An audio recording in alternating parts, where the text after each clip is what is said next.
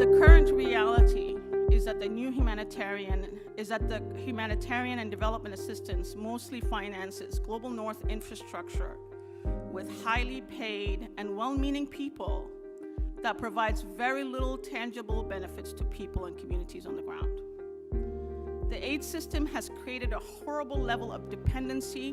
where people have no incentive to go back to their farms and produce when they can get more resources from the aid system in a camp. Similarly, it has created layers and layers of intermediation where the last mile groups risking their lives delivering services to communities or local organizations get the least amount of resources in that intermediation process, including zero overheads.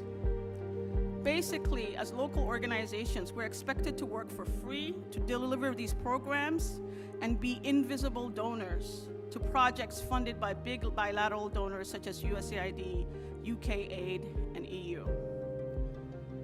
However, as the alternatives to this intermediation is not in sight for many of the leaders of these local organizations, they accept the status quo and become dependent on the system and continue to anxiously wait for the next UN or INGO project that brings crumbs to their organizations. The last group in this chain is the community, who usually only interacts with these local organizations that receive resources for projects that have already been designed in other capitals without any real understanding of their own agency and power. They are given assistance based on what these global North agencies think is best for communities, and it is rarely with the mindset of how do we help communities thrive, but rather how do we help them survive. There is almost an unspoken rule that people in our countries don't deserve to be thriving, and that they should be satisfied and grateful for the minimum of surviving.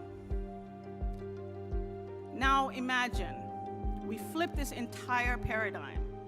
upside down and create this new architecture based on abundance and trust. First, instead of going to communities with a needs assessment, a checklist, we ask them, what are you already doing to survive a crisis? We assume that they have agency and power rather than they have nothing, that they're in deficit. Instead of designing a project in these capitals, we give them the money to continue doing what they're already doing for themselves. We don't ask them to move to an IDP camp so they're easy to see and easy for us to count them,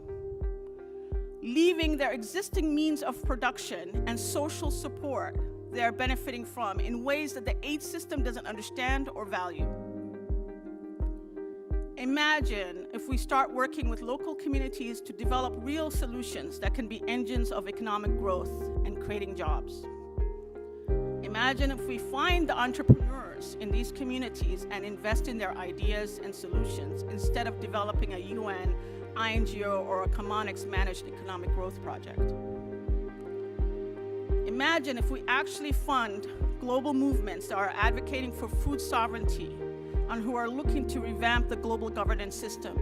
the Bretton Woods institutions, so they're aligned to principles of equity and growth for all, and not just serving the interests of former colonizers and imperialists.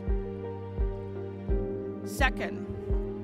instead of putting resources solely into these expensive and inflexible institutions, such as the UN, global North NGOs and Contractors, again, such as Commonics, resources move directly to the frontline organizations working with these communities.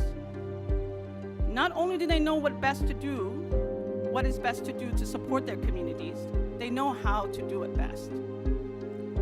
Instead of thinking them as risky and not to be trusted, we need to think of them as creative, innovative, committed, and efficient engines of social development that make miracles happen